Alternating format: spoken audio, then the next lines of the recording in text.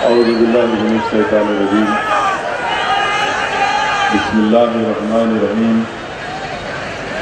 अस्सलामु अलैकुम वरहमतुल्लाहि वबरकातुहू। जनशीन पर तशरीफ फरमा जिले मजलिस इत्तेहादुल मुस्लिमीन के सदर जनाब अब्दुल मजीद साहब, महाराष्ट्र के मजलिस इत्तेहादुल मुस्लिमीन के अरकान असम्बली जनाब इम्तियाज जदीद साहब, जनाब वारिस पठान साहब,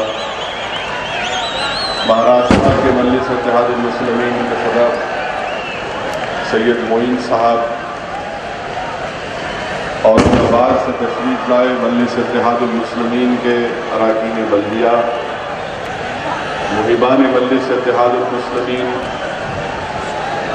मैं आपसे गुजारिश करूंगा मेरे भाई कि पटाखे मत छोड़िए। मैं जो बोलूंगा उस मेरे अल्फाज में खुद पटाखे छूटने वाले हैं। मैं ये चाहता हूं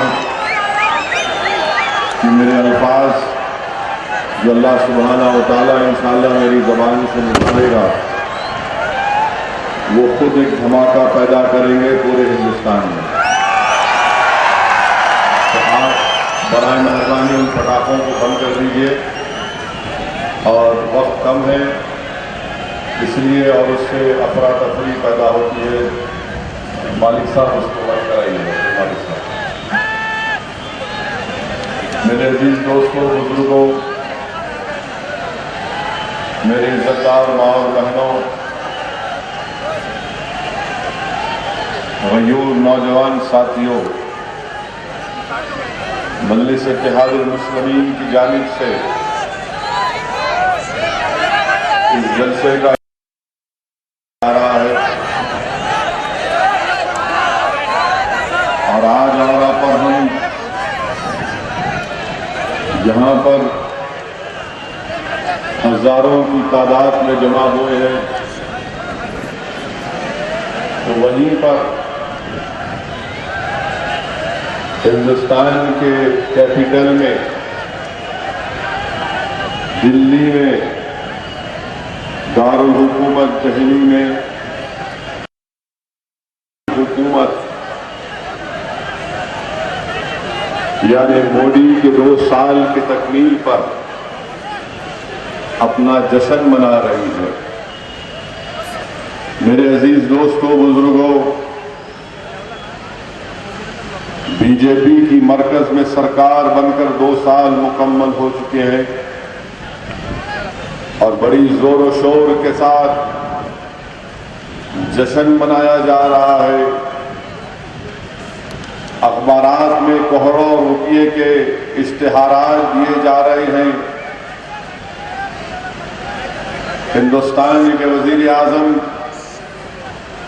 सहारनपुर में तकरीर करते हुए अवाम के सामने ये कहा कि मैं प्रधानमंत्री नहीं हूं, मैं प्रधान सेवक हूं। आजम से मालेगांव के इस मुबारक सरजमीन से पूछना चाहती हैं कि मिस्टर मोदी, आपकी सरकार को 2 साल हुए और 2 साल की तकमील पर आपकी हुकूमत इतने बड़े दावे कर रही है जैसा कि 50 साल से आपकी हुकूमत थी हिंदुस्तान में।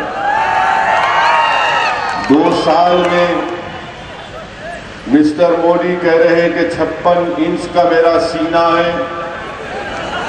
मैं आपको बताना चाहूंगा कि मैंने अपना सीना नहीं नापा अभी तक। जिस दिन नाप लूंगा बता दूंगा मुझ मोदी को। मगर 2 साल की तकमील पर बड़े बड़े बातें की जा रही हैं। मैं बीजेपी चाहूंगा और शिवसेना से भी पूछना चाहूंगा, क्योंकि शिवसेना इनके साथ हुकूमत में है नहीं मालूम कि शिवसेना ए टीम में है या बी टीम में है, मगर हम पूछना चाहते हैं कि वजीर आजम बनने से पहले मोदी ने वादा किया था कि हमारी हुकूमत बनेगी तो हर साल हिंदुस्तान में बेरोजगार नौजवानों को 1,20,00,000 नौकरियां दी जाएंगी। मैं बीजेपी और शिवसेना और एनडीए के तमाम जमातों से मेरा सवाल है, 2 साल का तो आप जश्न मना रहे हैं, मनाइए, मगर हिंदुस्तान के करोड़ों गरीब बेरोजगार नौजवान जिनका ताल्लुक मुसलमान और दलित और बैकवर्ड क्लास के तबके से है, वो नरेंद्र मोदी से और उनकी हुकूमत से सवाल कर रहा है और उनसे पूछ रहा है कि तुमने वादा किया था कि हर साल 1,20,00,000 नौकरियां हिंदुस्तान के बेरोजगार नौजवानों को मिलेंगी। कहां है वो नौकरियां मित्रों, कहां है वो नौकरियां मिस्टर प्राइम मिनिस्टर? आपकी हुकूमत के मिनिस्ट्री ऑफ लेबर के आदाद-ओ-शुमार आपके सामने रख रहा हूं। इस साल के लेबर मिनिस्ट्री के आदाद-ओ-शुमार ये कह रहे हैं कि सिर्फ 1.5 लाख बेरोजगार नौजवानों को नौकरियां मिली हिंदुस्तान में। बताओ बीजेपी शिवसेना वालों, तुमने तो बड़ा जहर घोला था, लोगों के सामने जाकर सब्ज बाग दिखाया, हिंदुस्तान के गरीब आवाम के जज्बात का मजाक उड़ाया और कहा था कि अच्छे दिन आएंगे, मोदी वजीर आजम बनेंगे तो हिंदुस्तान के गरीब बेरोजगार नौजवान बच्चे और बच्चियों को 1,20,00,000 सालाना नौकरियां मिलेंगी। बताओ आपका वादा कहां तक सच साबित हुआ है? आज इस साल सिर्फ 1.5 लाख लोगों को नौकरियां मिलती हैं। आबादी 65% आबादी हमारे वतन अजीज की 35 साल के कम उम्र नौजवानों पर मुश्तमिल है। आज ये नौजवान हिंदुस्तान के इख्तिदार और सल्तनत पर बैठने वाले, उस्ताद और तख्त पर बैठने वाले नरेंद्र मोदी से सवाल कर रहा है, मिस्टर मोदी, आप तो हिंदुस्तान के सल्तनत के बादशाह तो बन गए, मगर तख्त और ताज पर बैठने के बाद आपने गरीब नौजवानों के रोजगार के ताल्लुक से कुछ नहीं सोचा। बताइए नौकरियां कहां चले गई? आप तो 15 लाख का सूट पहनकर ओबामा से मुलाकात करके चाय पी लिए, मगर आज वो गरीब को चाय पीने का पानी दस्तयाब नहीं है। आज हिंदुस्तान का गरीब पीने का साफ पानी उसको नहीं मिलता। आज नौजवानों के चपला घस जाती हैं, मगर बैंक से कुछ लोन नहीं मिलता। किसान मर रहा है मिस्टर मोदी। आज इस रियासत महाराष्ट्र में इस साल 4,000 के करीब किसान खुदकुशी कर लिए। अफसोस होता है जो हिंदुस्तान की मोहब्बत पर मर मिटने को तैयार हो जाते हैं, जो हिंदुस्तान की इबादत करते हैं, पूजा करते हैं। आज महाराष्ट्र, विदर्भ और मराठवाड़ा में 4,000 किसान खुदकुशी कर लिए, मगर जश्न मनाया जा रहा है दिल्ली में कि 2 साल की तकमील हुई। अरे कभी जाकर उन किसानों के घरों में झांक कर देखते तो तुमको मालूम होता कि जिसकी बेवा आज अपने शौहर के लिए तड़प तड़प कर रो रही है, जश्न मनाने से पहले उन गरीब नौजवानों के घर को जाकर देखते, उन गरीब नौजवानों के जेब में पैसा तो नहीं है, ना उनके घर में खाना है, मगर तुमने नौजवानों को और हिंदुस्तान की आवाम को वादा किया था मिस्टर मोदी के 15 लाख लेकर आएंगे। आज हिंदुस्तान की आवाम वजीर आजम से पूछ रही है, मिस्टर प्राइम मिनिस्टर, कहां है मेरे 15 लाख? कहां है मेरे 15 लाख? कहां है मेरे 1,20,00,000 नौकरियां जिसका आपने वादा किया था? अरे हर महाज पर बीजेपी नाकाम साबित हो रही है। बताइए मेरे अजीज दोस्तों और बुजुर्गों, जब मोदी वजीर आजम बने, बैनुल अक़वामी मार्केट में ऑयल बिकता था, $80 के ऊपर एक ऑयल का बैरल बिकता था। आज $45 पर एक ऑयल का बैरल मिलता है, 80 से या 85 से 35 पर आ गए, $50 कम हो गए, $50 कम हो गए, मगर पेट्रोल की कीमतों में कमी नहीं आती। $50 ऑयल का बैरल में कमी हो गई, मगर डीजल की कीमतों में कमी नहीं आती। $50 की कमी हो गई, मगर साथ मर्तबा एक्साइज ड्यूटी में इजाफा कर दिया गया। मिस्टर प्राइम मिनिस्टर, ये कौन से अच्छे दिन की आप बात कर रहे थे कि ना हमको नौकरियां मिलती हैं, ना पेट्रोल और डीजल की कीमतों में कमी आती है, मगर हिंदुस्तान के वजीर आजम बात करते हैं अच्छे दिन की। तीसरी मिसाल दे रहा हूं कि बीजेपी और शिवसेना 2 साल का जश्न मना रहे। मैं आपसे पूछना चाहता हूं कि हिंदुस्तान के जितने बैंक हैं उसमें कितना एनपी है, यानी नॉन परफॉर्मिंग एसेट, यानी ऐसा लोन जिसकी अदाई मुश्किल है, जिसको बरखास्त भूल जाते हैं, उसको एनपीए कहते हैं।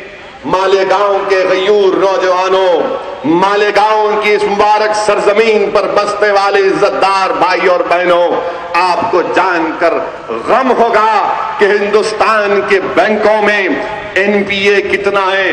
13 लाख करोड़ का एनपीए है, 13 लाख करोड़ का एनपीए है। और पूरे हिंदुस्तान का, हमारे वतन अजीज का बजट 18 या 19 लाख करोड़ का हमारा बजट है। एनपीए 13 लाख करोड़ का है। मिस्टर मोदी, ये कौन से अच्छे दिन की आप बात कर रहे हैं? अरे 19 लाख का मेरे मुल्क का बजट, 19 लाख करोड़ का मेरे मुल्क का बजट, और बैंकों में एनपीए 13 लाख करोड़ का। आज मराठवाड़ा में विदर्भ का किसान अगर 2 लाख का लोन लेता है, अदा नहीं करता तो खुदकशी कर लेता है। मिस्टर मोदी, आपके कौन से अच्छे दिन हैं कि विजय माल्या 9,000 करोड़ लेकर लंदन पहुंच जाता है, 9,000 करोड़ लेकर लंदन पहुंच जाता है। आप तो वादा किए थे कि ना खाऊंगा ना खाने दूंगा। ये क्या माजरा है? ना खाऊंगा ना खाने दूंगा। फिर एनपीए कितना कैसा हो गया? 13 लाख करोड़ का। कैसे विजय माल्या भाग गया 9,000 करोड़ लेकर? कैसे हिंदुस्तान का किसान मर रहा है, खुदकशी कर रहा है? अरे इख्तियार की कुर्सियों पर बैठने वालों, क्या तुम्हारे सीनों में धड़कता हुआ दिल नहीं है? क्या तुम्हारे जज्बात खत्म हो चुके हैं कि इंसान की मौत हजारों की तादाद में हिंदुस्तान में होती है, मगर इख्तियार की कुर्सियों पर बैठने वाले, दिल्ली की सल्तनत पर बैठने वालों की आंखों में आंसू नहीं आते? जश्न मना रहे। अफसोस होता है मुझे तुम्हारे जश्न पर। तुमको जश्न नहीं मनाना चाहिए था।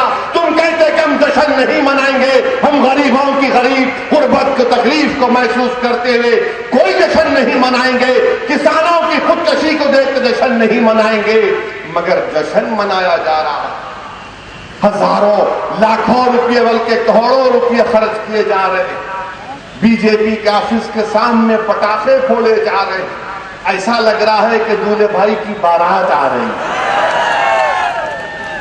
कि बजाओ बाजा बजाओ। 2 साल हो गए, 2 साल में आपने ये नक्शा बिगाड़ दिया, 2 साल में आपने नक्शा बिगाड़ दिया। मिस्टर प्राइम मिनिस्टर, आप तो वादा किए थे कि घुसपैठी को आने नहीं दूंगा। आप तो वादा किए थे कि अगर हमारा एक सर कटेगा हमारे सिपाही का सरहद पर, तुम 10 सर काट देंगे। मिस्टर प्राइम मिनिस्टर, आपने कहा था कि पाकिस्तान से ऐसी बातचीत हम नहीं करेंगे, बिरयानी नहीं खिलाएंगे, हम सख्त जवाब देंगे। ये क्या बात है मिस्टर प्राइम मिनिस्टर? ये कौन से अच्छे दिन है कि नवाज शरीफ के घर में शादी पर पहुंच गए? उर्दू की मशहूर कहावत है कि बेगानी शादी में अब्दुल्ला की जाना। आप वहां पर पहुंच गए।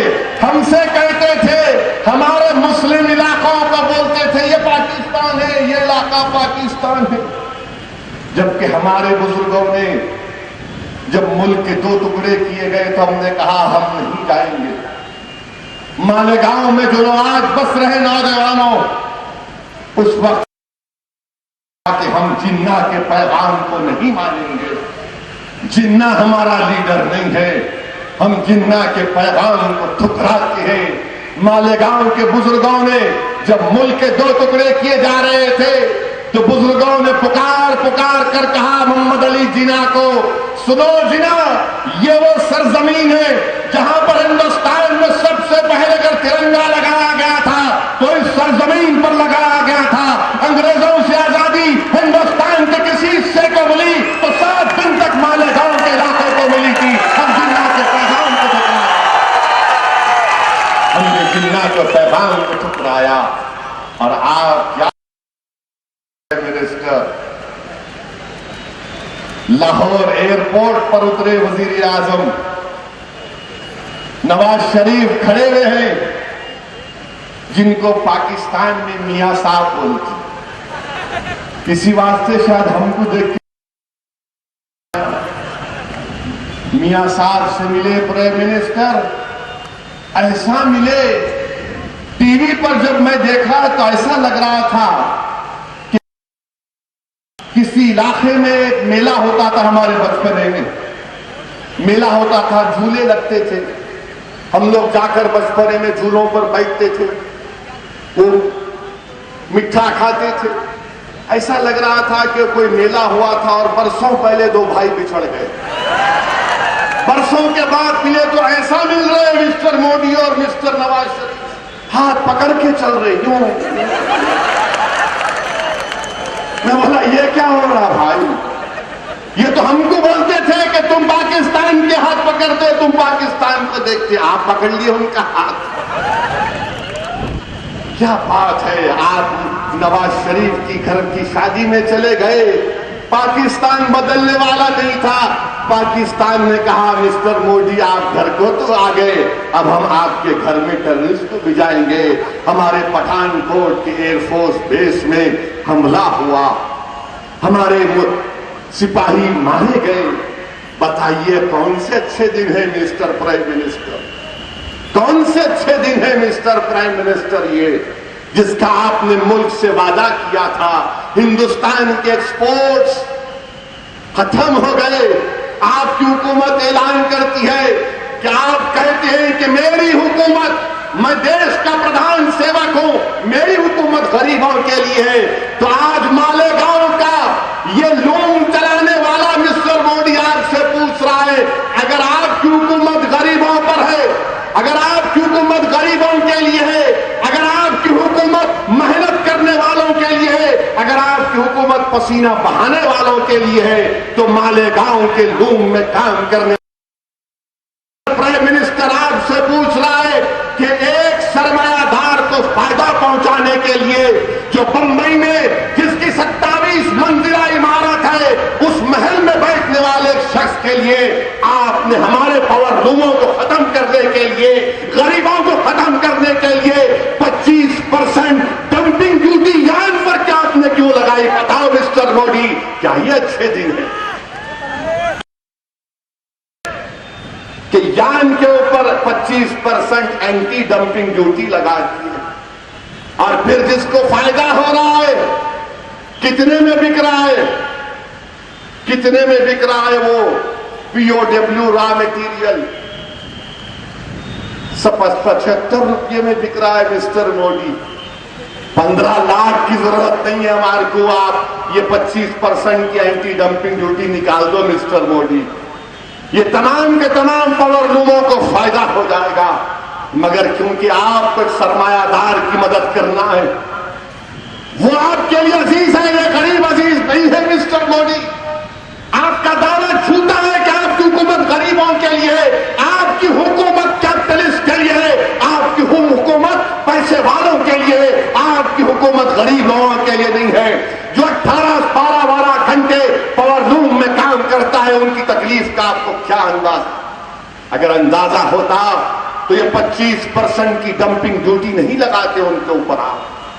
मैं आपसे वादा कर रहा हूं कि इंशाअल्लाह ताला जुलाई के महीने में जब पार्लियामेंट सेशन शुरू होगा, मैं इस मसले को हिंदुस्तान की पार्लियामेंट में उठाऊंगा हुकूमत से सवाल करूंगा कि गरीबों से नाइंसाफी है, इसको खत्म करना चाहिए। चीन से आपने कर दिया, चीन अपना कपड़ा बांग्लादेश को भी जा रहा, हमारे एक्सपोर्ट 0 हो गए। वो जो 7.5% की ड्यूटी बैक थी उसको 2.5 कर दिया। ये कौन से अच्छे दिन है मिस्टर मोदी? ये कहां के अच्छे दिन है मिस्टर मोदी? और बताइए अजीज दोस्तों और बुजुर्गों, हिंदुस्तान के वजीर आजम ने सहारनपुर की तकरीर में कहा कि मैं वोट बैंक की राजनीति पर भरोसा नहीं करता, मैं किसी की वोट बैंक की राजनीति पर भरोसा नहीं करता, मैं किसी एक मजहब के बारे में बात नहीं करता, मैं चाहता हूं कि पूरा हिंदुस्तान तरक्की करे, बहुत अच्छा है। मगर ये कौन से अच्छे दिन है मिस्टर मोदी? महाराष्ट्र के बंबई हाईकोर्ट ने महाराष्ट्र के मुसलमानों को तालीम में रिजर्वेशन देने के लिए कहा, तो आपकी हुकूमत नहीं देती, जाटों को देती हरियाणा में, पटेलों को देती है गुजरात में, मगर महाराष्ट्र के मुसलमानों को आपकी हुकूमत नहीं देती। मिस्टर मोदी ये कौन से अच्छे दिन हैं? आपके दावे कहां तक सच्चे हैं जब आप कहते हैं कि मैं मजहब को नहीं देखता? आपकी हुकूमत आप मजहब को देखकर नाइंसाफी कर रहे हैं। अगर मजहब आपकी आंखों में कोई माने नहीं रखता तो फिर देते क्यों नहीं? गरीब नौजवानों को महाराष्ट्र के हमारे बच्चे और बच्चियां जो तड़प रहे हैं पढ़ने के लिए, जो डॉक्टर बनना चाहते हैं, इंजीनियर बनना चाहते हैं, लेक्चरर बनना चाहते हैं, प्रोफेसर बनना चाहते हैं, साइंटिस्ट बनना चाहते हैं, जाके चांद पर जाकर हिंदुस्तान के झंडे को गाड़े, आप क्यों नहीं देते हमको मौका? तो हमको मौका मगर जाटों को देते हैं। क्यों? जाट आपको अजीज है, महाराष्ट्र का मुसलमान अजीज नहीं है। गुजरात का पटेल आपको अजीज है, महाराष्ट्र का मुसलमान अजीज नहीं है आपको मिस्टर मोदी। मैं आप ही के अल्फाज को सामने रखकर कह रहा हूं, दुनिया तो मुझे बदनाम करती है कि ओवैसी भड़काऊ भाषण देता है। अरे ओवैसी हक को बयान करता है, और अगर हक को बयान करना भड़काऊ भाषण है, सदार की कुर्सियों पर बैठने वालों, जब सांस को रखेगा मैं हक को बयान करता रहूंगा, भड़काऊ भाषण देते रहूंगा। तुम्हारे कानों में अगर मेरे अल्फाज तीर की तरह चुभते हैं तो तैयार हो जाओ, ये अल्फाज अब रुकने वाले नहीं है।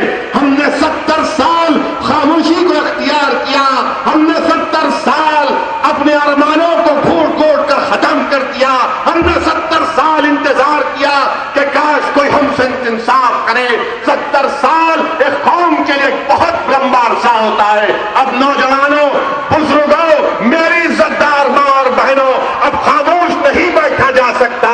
अब घुट घुट कर हम खामोश नहीं रोएंगे।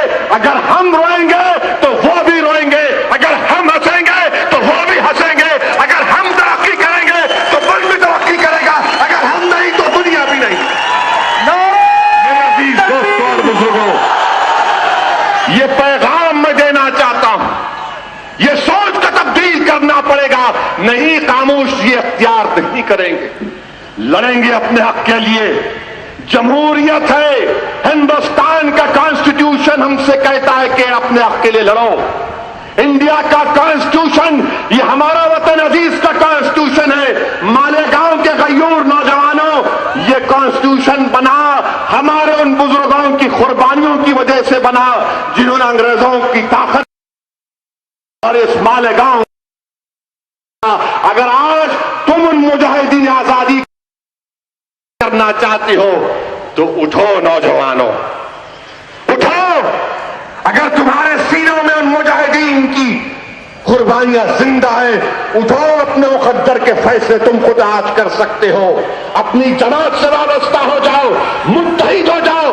याद रखो इंशाअल्लाह ताला जब हम इत्तेहाद की अहमियत को समझ जाएंगे और उस पर अमल करेंगे तो इससे बड़ी ताकत कोई और नहीं है। मगर फर्क यह है कि हम मुत्तहिद होने को तैयार नहीं। अगर हम मुत्तहिद हो जाएंगे तो हमारे जो मसाइल रुके हुए हैं वो मसाइल हल किए जा सकते हैं।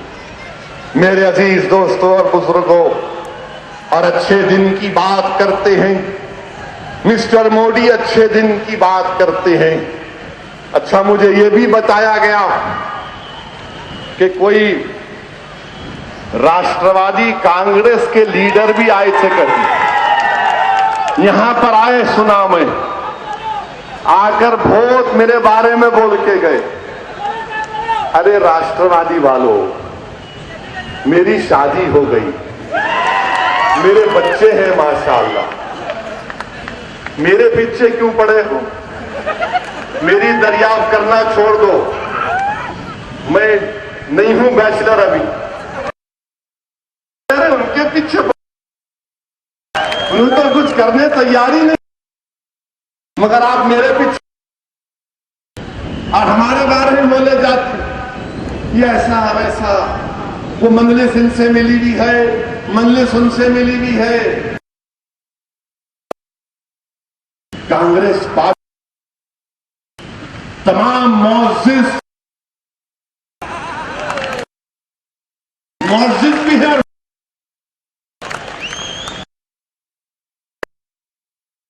इन पर कोई असर नहीं होता हमारी तरफ, क्योंकि मजलिस दलितों और मुसलमानों आरएसएस से लड़ रही है, कांग्रेस राष्ट्रवाद, तो ये तमाम के और कैसे एक हो गए? मुझ पर इल्जाम, मेरी जमात पर इल्जाम, अब्दुल मालिक पर इल्जाम, मैं उत्तर प्रदेश जाता हूं तो इल्जाम, मैं हिंदुस्तान के कोने में जाता हूं तो इल्जाम। अरे बताओ, क्या तुम्हारा गुरूर खत्म कब होगा? क्या हिंदुस्तान का मुसलमान कांग्रेस वालों बताओ, क्या मैं तुम्हारी गुलामी करने के लिए पैदा हुआ? बताओ कांग्रेस वालों, क्या मेरा पैदा होना इस दुनिया में तुम्हारी गुलामी करने के लिए नहीं? कांग्रेस वालों, मेरा इस दुनिया में पैदा होना अल्लाह की इबादत करने का वही मकसद है। मैं अल्लाह की गुलामी करूंगा, तुम जैसे थर्ड क्लास लोगों की गुलामी नहीं करूंगा। मैं लोगों को जगाऊंगा, तुम्हारा असली चेहरा सामने आ गया। तुम्हारे कई चेहरे हैं जो सामने आते हैं। वारिस पठान को सस्पेंड क्यों किया? वारिस पठान को सस्पेंड क्यों किया? क्योंकि वारिस पठान ने कहा कि मैं तौहीद परस्त हूं। वारिस पठान ने कहा कि मैं तौहीद परस्त हूं। वारिस पठान ने कहा कि हिंदुस्तान के दस्तूर में, हिंदुस्तान के कॉन्स्टिट्यूशन में कोई नारा नहीं है। वारिस पठान ने कहा कि मैं नहीं बोलूंगा। वारिस पठान ने कहा कि मैं इसलिए नहीं बोलूंगा कि अगर आज मैं तुम्हारे डर और खौफ से कुछ बोलूंगा तो आने वाली नस्ल मुझसे कहेगी कि तू एक गयूर मुसलमानों का नुमाइंदा था, तू चंद लोगों के सामने डर गया। मैं नहीं बोलूंगा, मैं नहीं बोलूंगा। तो उसका नतीजा क्या निकला? उसका नतीजा यह निकला कि कांग्रेस पार्टी महाराष्ट्र के विधानसभा में रेजोल्यूशन मूव करती है और कहती है कि वारिस पठान को निकाल कर फेंक दिया जाए। वारिस पठान ने कहा निकाल दो मुझे, मगर हिंदुस्तान का कॉन्स्टिट्यूशन मुझसे इस बात का मुतालबा नहीं करता। मैं वकील हूं, मैं जानता हूं दस्तूर को मैं नहीं कहूंगा। राष्ट्रवादी कांग्रेस का वो जोकर जो यहां पर आया था, ठीक है, मुमरा को आ रहा हूं प्यारे,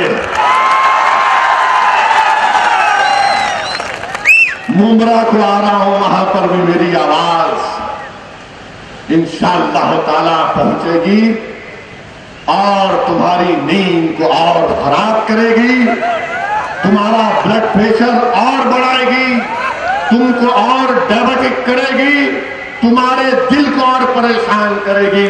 वो उठकर बोला वारिस को निकाल कर फेंक। क्यों फेंके वारिस को? क्या जुर्म था मेरा? वारिस पठान नहीं है, वारिस आप हैं। जो हिंदुस्तान के सेक्युलरिज्म पर यकीन करता हो वारिस है, जो हिंदुस्तान के कॉन्स्टिट्यूशन को मानता हो वारिस है, जो तौहीद परस्त है वो वाहिद वारिस है। वारिस को निकाल कर फेंक दिए। कांग्रेस ने रेजोल्यूशन मूव किया, राष्ट्रवादी कांग्रेस ने मूव किया और बीजेपी और शिवसेना ने कहा ओके। जब आप और हम साथ हो गए तो फिर मजलिस क्या चीज है। आपने देख लिया कि कांग्रेस जो कहती थी दिल्ली में, उनके बड़े लीडर बोलते पार्लियामेंट में, हम सावरकर को नहीं मानते। फिर आपके प्यारे महाराष्ट्र के असेंबली में सावरकर की बात नहीं कर रहे थे। वारिस का सस्पेंशन इस बात की गवाह है कि तुम सावरकर की सोच पर चलते हो। हम हिंदुस्तान के कॉन्स्टिट्यूशन को सामने रखकर चलते हैं। तो हिंदुस्तान को सेकुलर नहीं देखना चाहते, हम हिंदुस्तान को सेकुलर बरकरार रखना चाहते हैं। कांग्रेस पार्टी ने ये काम किया। अब बोलते हैं कि आप इनसे मिले हुए हैं, उनसे मिले हुए हैं। अरे भाई, तुम मेरा रिश्ता कितनों से मिलाओगे? कितनों से मुझे मिला के हाँ मैं मर्द जरूर हूं, जरूर एक मर्द की तरह सामने ठहरा हूं तुम्हारे, और इंशाअल्लाह ताला मजलिस का हर अदना रुकन सीना तान कर खड़ा रहेगा जालिमों के खिलाफ। मगर याद रखो कांग्रेस वालों, हिंदुस्तान को अगर बचाना है तो तुमको बचाना जरूरी नहीं है। हिंदुस्तान मजलिस से बड़ा है, हिंदुस्तान कांग्रेस से बड़ा है, हिंदुस्तान कांग्रेस के परिवार से बड़ा है, हिंदुस्तान संघ परिवार से बड़ा है, हिंदुस्तान मोदी से बड़ा है, हिंदुस्तान सावरकर से बड़ा है, हिंदुस्तान सबसे बड़ा है। हिंदुस्तान को बचाना है, कांग्रेस को नहीं बचाना। कांग्रेस कहीं डूब जाने दो, मुल्क ना डूबे। याद रखो, असदुद्दीन ओवैसी दुनिया से चला जाएगा मगर मुल्क को बचाना। कांग्रेस वाले क्या बोलते, हमको बचाओ तो मुल्क बचेगा, हमारे परिवार को बचाओ तो मुल्क बचाएगा। अरे भाई, 70 साल से हम लोग गोद में आपको उठाकर लोरियां दे देकर सुला रहे। अब नहीं भाई, अब नहीं। अब बच्चे को अपनी अम्मा के साथ बड़ा होना पड़ेगा। अब हम तुम्हारी परवरिश नहीं कर सकते। हमको हमारे बच्चों का ख्याल करना है, हमारे मुस्तकबिल को देखना है। मगर कांग्रेसी बोलते मोदी को रोकना है, बीजेपी को हराना है। तो कांग्रेस को ला लो आप। कांग्रेस वालों, 280 सीट पर मोदी जीत के आया मेरी वजह से। महाराष्ट्र में 40 से ज्यादा एमपी सीट पर कामयाब होगा मेरी वजह से। तुम पूरे बर्बाद हो गए मेरी वजह से। शरद पवार साहिब की मैं बड़ी इज्जत करता हूं। मुझे अफसोस होता है जब उनकी पार्टी का एक जोकर इस तरह की बात करता। शरद पवार साहब 75 साल के हुए, अच्छा है और जियो। उनकी 75वीं सालगिरह में चीफ गेस्ट असदुद्दीन ओवैसी थे, नरेंद्र मोदी थे। कौन थे चीफ गेस्ट? कैसा कूद कूद के जा रहे थे, सर सर सर सर को बता दे, सर आके सर आके कह के सर जी सब बराबर है हिंदुस्तान के कॉन्स्टिट्यूशन में। कोई बड़ा नहीं, कोई छोटा नहीं, सब बराबर है। आप उनको बुलाते अपनी सालगिरह में, मैं अपने घर में अपने बच्चे का हकीका कराता हूं, गैर को नहीं बुलाता हूं। बच्चे की खतना हुई तो बोलता हूं, मेरे दलित भाई को बोलता हूं, आजा बाप बैठ, खुशी का मौका है, थोड़ा खा लेंगे अपन। आप अपनी 75वीं सालगिरह में मोदी को बुलाते और असदुद्दीन ओवैसी पर उंगली उठाते। याद रखो, तुम मेरे अल्फाज का मुकाबला नहीं कर सकते, तुम मेरे अल्फाज का इंशाअल्लाह मुकाबला नहीं कर सकोगे। अगर मैं बोलना शुरू कर दूं तो फिर तुम बहुत नाराज हो जाओगे, बहुत तकलीफ होगी।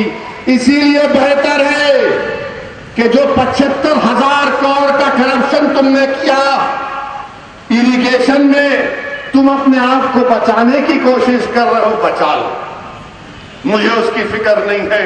मगर हमारे पीछे मत पड़ो, अपने आप को बचा लो, अपने पार्टी के सदर को बचाओ कि जेल की सलाखों के पीछे ना चला जाए। याद रखो, अब मजलिस रुकने वाली नहीं है। महाराष्ट्र के हर गांव में, हर जिले हेडक्वार्टर पर मजलिस आ चुकी है और मजलिस पूरी ताकत के साथ मुसलमान और दलितों और कमजोर तबकात को साथ लेकर काम कर रही है। मैं कांग्रेस वालों से पूछना चाहूंगा,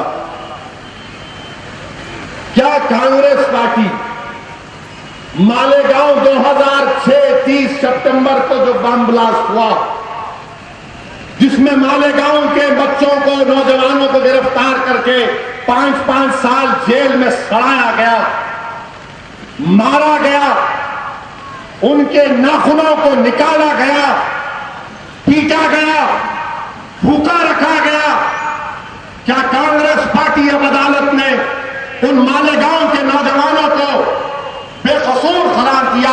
मैं चैलेंज कर रहा हूं कांग्रेस पार्टी, क्या तुम 2006 के बम ब्लास्ट के हमारे बच्चों को, जो तुम्हारे जुल्म की वजह से, तुम्हारे तासुब की वजह से, तुम्हारी दुश्मनी की वजह से, तुम्हारी नफरत की वजह से हमारे बच्चों की जिंदगी खराब हुई, क्या तुम आज माफी चाहने तैयार हो?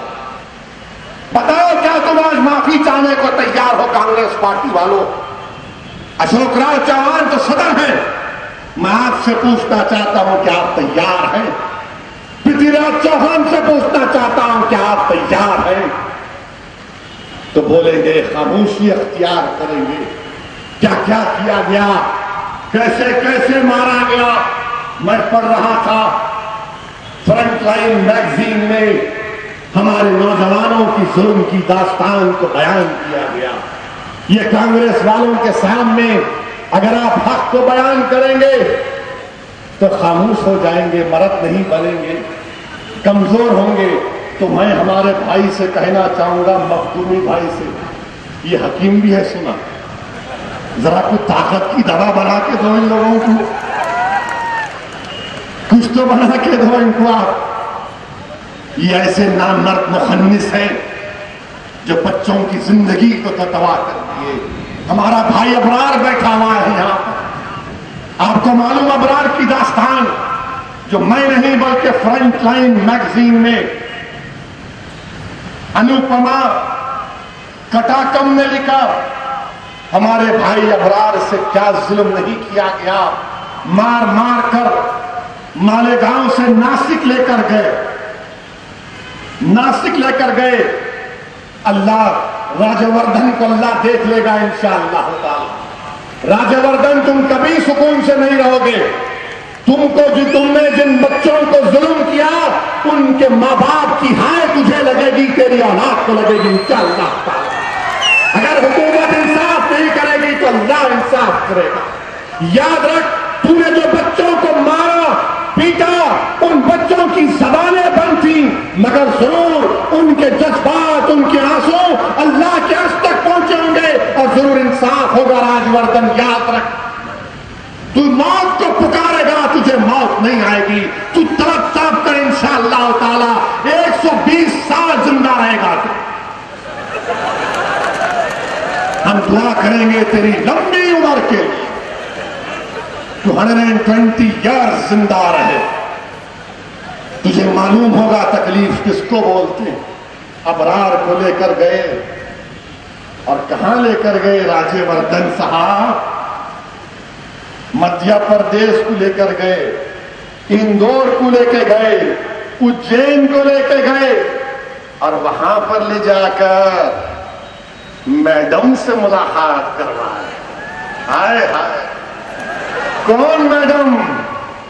साध्वी प्रज्ञा ठाकुर।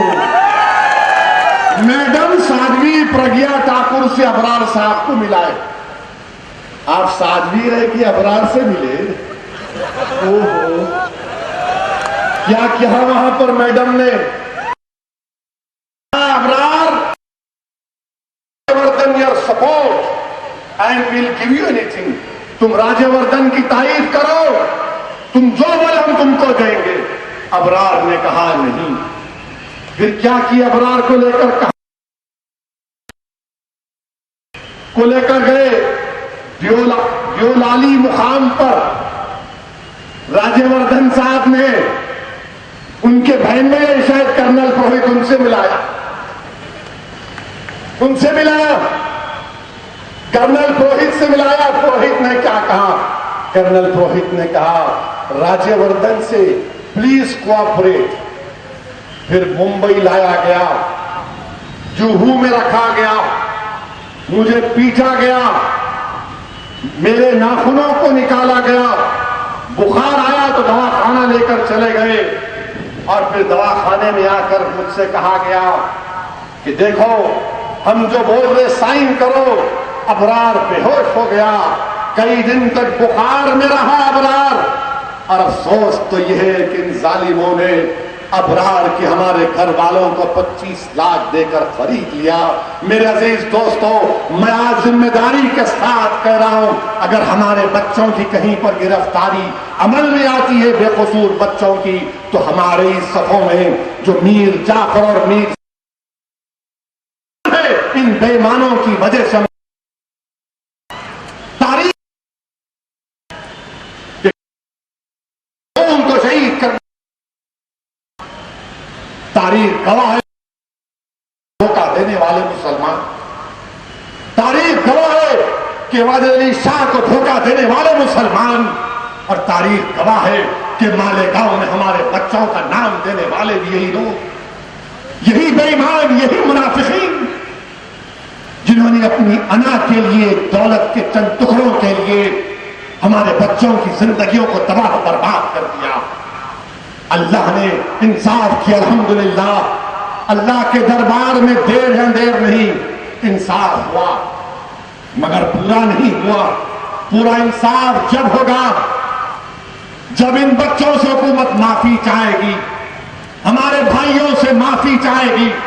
मैं चाहता हूं कि एटीएस के लोग इन बच्चों की आंखों में आंखें डालकर, हमारे भाइयों की आंखों में आंखें डालकर कहें कि माजरत चाहते हैं, हमसे गलती हो गई। माफी चाहने में किसी का इम्तियाज या किसी का रुतबा कम नहीं होता। महाराष्ट्र की हुकूमत किसी की हो, अगर महाराष्ट्र की देवेंद्र फडणवीस की हुकूमत इंसाफ को पसंद करती है तो मल्ले से इस बात का मुतालबा करती है बीजेपी गवर्नमेंट से कि इन बच्चे बेकसूर थे, इनकी जिंदगियां खराब हो गई, इनकी दुकानें बर्बाद हो गई, इनका प्रोफेशन बर्बाद हो गया। हुकूमत को आगे बढ़कर अपने बड़े दिल का मुजाहरा करते हुए इन बच्चों को कंपनसेशन देना पड़ेगा।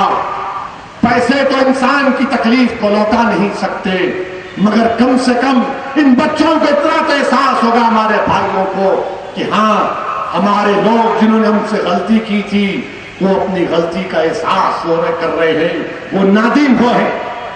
हम हुकूमत महाराष्ट्र से मुतालबा करते हैं कि आप हमारे बच्चों को जो बेकसूर कोर्ट में करार दिया गया, खासतौर से हमारे भाइयों को जो आज यहां पर मौजूद है, हम महाराष्ट्र की हुकूमत से मुतालबा करते हैं कि इनको बेकसूर जब कोर्ट ने करार दिया तो इनको मॉनेटरी कंपनसेशन दिया जाए। और ये साध्वी मैडम प्रज्ञा ठाकुर, अजीब और गरीब बात है कि मैडम मोटरसाइकिल चलाते, मैडम की मोटरसाइकिल है मगर मैडम नहीं चलाते, उनका कोई दोस्त चलाता, बड़ा दोस्त दिख रहा, उन्हें गरीबी दिख रहा। उन्हें मध्य प्रदेश से मोटरसाइकिल मालेगांव को लाया, वो जलील मध्य प्रदेश से मोटरसाइकिल मालेगांव को लाया, लाकर बम ब्लास्ट किया 2008 का, लोग मारे गए। और मोदी सरकार के 6 दिन कह रहे हैं, एनआईए कह रही है कि मोटरसाइकिल तो मैडम की थी, मैडम नहीं चला रहे थे, कोई और गधा चला रहा था। मोटरसाइकिल तो मैडम की थी मगर मेंटेनेंस कोई और गधा कर रहा था, इसीलिए मैडम का नाम निकाल रहे हैं। वाह, क्या इंसाफ है मिस्टर मोदी आपका। ये अच्छे दिन आपके हैं, हिंदुस्तान के वजीर आजम, आपको सऊदी अरब की हुकूमत ने अपना सबसे बड़ा एजाज आपको दिया। आप बताइए क्या हो रहा है मिस्टर मोदी। मैं आपको बता रहा हूं मेरे अजीज भाई और दोस्तों, मोटरसाइकिल मैडम प्रज्ञा ठाकुर की थी, बेकसूर है। 10 लोग मारे गए, बेकसूर है।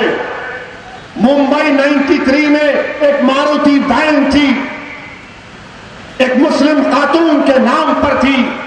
वैन में से हथियार निकले, कोर्ट ने कहा तुम भी मुलजिम। कोर्ट ने उमर कैद की सजा सुनाई, सुप्रीम कोर्ट ने सुनाई। मिस्टर मोदी आपको क्या हो गया? आपकी एनआईए भी कह देती कि जब बंबई के बम ब्लास्ट में एक मारुति वैन एक औरत के नाम पर थी तो कोर्ट ने कहा तुम भी मुजरिम। जब मोटरसाइकिल साध्वी के नाम पर है तो साध्वी मुजरिम नहीं बन सकती क्या? जवाब दो, क्या साध्वी मुजरिम है या नहीं? मालेगांव के आवाम जवाब दो, क्या साध्वी मुलजिम है या नहीं? जोर से नारे आवाज में आवाज दो। सुन लो इख्तिदार वालों, ये उस सरजमीन आवाज आ रही है गरीबों का खून पर, इंसानों का खून बहा, जहां पर बच्चे यतीम हुए, जहां पर इन नौजवानों ने अपनी जिंदगियों को खराब कर दिया, लुट गए, पिट गए। आज इंसाफ का मुतालबा कर रहे हैं। क्या मोदी सरकार सुनेगी? मन की बात बोलेंगे या फिर मन की बात तक हमारे मन की बात नहीं पहुंचेगी? हम हुकूमत से मुतालबा कर रहे हैं, ये गलत हो रहा है, ये गलत हो रहा है। साध्वी को जेल जाना चाहिए प्रोहित के साथ। याद रखो, दहशतगर्दी कोई भी करे, किसी भी मजहब का आदमी करे, वो हिंदुस्तान के लिए अच्छा नहीं है, हिंदुस्तान के लिए अच्छा नहीं है। मैं तुमसे कह रहा हूं, आज अगर ये हुकूमत दहशतगर्दों के खिलाफ नरम रवैया मुस्तकबिल में आगे इसका मुतालबा करते हैं, साफ करो। और हद तो कि हमारे ट्रेनिंग्स कर रहे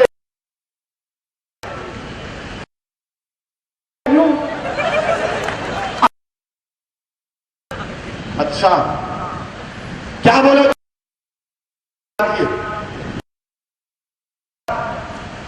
ये बोलते नहीं। लोगों ने पूछा ये मैं बजरंग दल अयोध्या में, आप महाराष्ट्र को हो ना, गढ़ी चोरली में, वहां चले जाओ, वहां नक्सलाइट है, वहां जाके दिखाओ, अपना ताकत दिखाओ, वहां जाके नारे लगाओ, भारत फूला बोलो, जाओ अंदर जंगल में जाके वहां कूदो, वहां दिखाओ, तलवार दिखाओ। वहां नहीं जाएंगे, वहां अंदर गए तो कपड़े भी वापस नहीं आते। खाली ये पेपर टाइगर है, ये यहां कूद रहे, वहां कूद रहे। मेरे को आगे टीवी वाले बोल रहे ऐसा कर रहे, बोला क्या करते?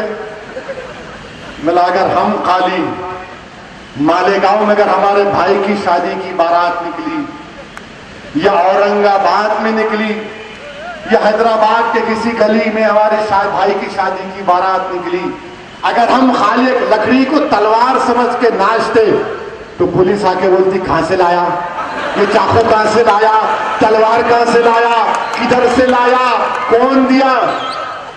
ये क्या इंसाफ है? अगर वो कैंप मुसलमान करते तो क्या करते? हिंदुस्तान में बोलते आईसिस आ गई, आईसिस आ गई, आईसिस आ गई। अब आईसिस का जिक्र आया, वो आईसिस के लोग अपने आप को दाइश बोलते, उन्होंने वहां बैठे हुए, वहां बैठ के उन्होंने मेरे दुश्मन बन गए। दाइश वाले मेरी फोटो दिखा रहे, औरंगाबाद में इलेक्शन कैंपेन कर रहा हूं, मेरी फोटो दिखा रहे दाइश वाले। अरे ये कौन सा खलीफा है? ये बगदादी है। तू तेरे को कहता खलीफा, तुम कहां का खलीफा? उनके बच्चे वीडियो डाल के 100 दिन वो इसी को डरा रहे, ऐसा करेंगे। अरे बाबू, तुमको मैं चैलेंज कर रहा हूं, आ जाओ जिहाद पे डिबेट कर लेंगे। आईसिस वाला आओ, जिहाद पे डिबेट करेंगे। आओ, तुम जिस जगह बोले मैं तैयार हूं, जिहाद पे डिबेट करेंगे। अरे तुमको इस्लाम नहीं मालूम? वो एक नौजवान बच्चा बोल रहा, बेवकूफ है, वो नालायक है, बोल रहा इस्लाम अमन का मजहब नहीं, इस्लाम कताल का मजहब है। अरे बेवकूफ, मोमिन को मुसलमान को मोमिन बोलते, के माने है ही नहीं, ये बोलता नहीं कताल। नूरुल मसाबे पढ़ो जाके ऐसे वालों, नूरुल मसाबे में 20 शराइत लिखे गए जिहाद के। अल्लामा वो बहुत बड़े आलिम दीन ने क्या लिखा, अल्लामा रागिब अस्फहानी रहमतुल्लाह अलैह ने बताया जिहाद 3 किस्म का है। इन्हों बुतारे नहीं असउद्दीन ओवैसी तागूत है। प्यारे, ये अजीब गरीब है, तुम डर के भाग गए हिंदुस्तान से, मैं खड़ा हुआ हूं देखो। तुम डर के भाग गए बीजेपी से, तुम डर के भाग गए मोहन भगवत से, तुम डर के भाग गए शिवसेना से। मैं डर कर नहीं भागा, मैं अल्लाह से डरने वाला हूं और इन तमाम से नहीं डरने वाला। मैं मुल्क से भागने वाला नहीं हूं, मैं जिंदा रहूंगा। सुनो बगदादी, अगर मेरी आवाज तेरे कान तक पहुंचे तो सुन, असदुद्दीन ओवैसी जिंदा रहेगा तो एक मुजाहिद की तरह रहेगा, और अगर दुनिया से जाएगा तो शहीद बनकर जाएगा। मैं पीठ दिखाकर नहीं भागने वाला, मैं हिजरत के मुकद्दस नाम पर फरार की जिंदगी नहीं गुजारूंगा। यह मुल्क मेरा है, इस मुल्क में रहूंगा, बाइज्जत मुसलमान बनकर रहूंगा, बड़े फख्र के साथ मुसलमान बनकर रहूंगा, अपने हक के लिए लड़ता रहूंगा। अरे वो बाप पर बैठकर ये बातें करने वालों, इस्लाम तुम हमको मत सिखाओ। इस्लाम हम जानते हैं, तुमसे अच्छा जानते हैं। तुम्हारे बाप को बगदादी को भी इस्लाम सिखाएंगे, और अगर हमसे बात करा तो बगदादी को कलमा भी पढ़ा देंगे इंशाअल्लाह ताला। मेरे अजीज दोस्तों और बुजुर्गों, मैं अपनी गुफ्तगू खत्म करने से पहले आपसे अपील कर रहा हूं कि खुदा के लिए मालेगांव में मजलिस को मजबूत करो। इन बच्चों को देखो, ऐसे कितने बच्चे जुल्म का शिकार होते रहेंगे। अपनी जमात को मजबूत करो, मुत्तहिद हो जाओ, और याद रखो अल्लाह कुरान में फरमाता है कि मुत्तहिद हो जाओ, एक मजबूत रस्सी की तरह मजबूत हो जाओ, और इत्तेहाद पैदा करो और अपनी जमात को मजबूत करिए। शुक्रिया।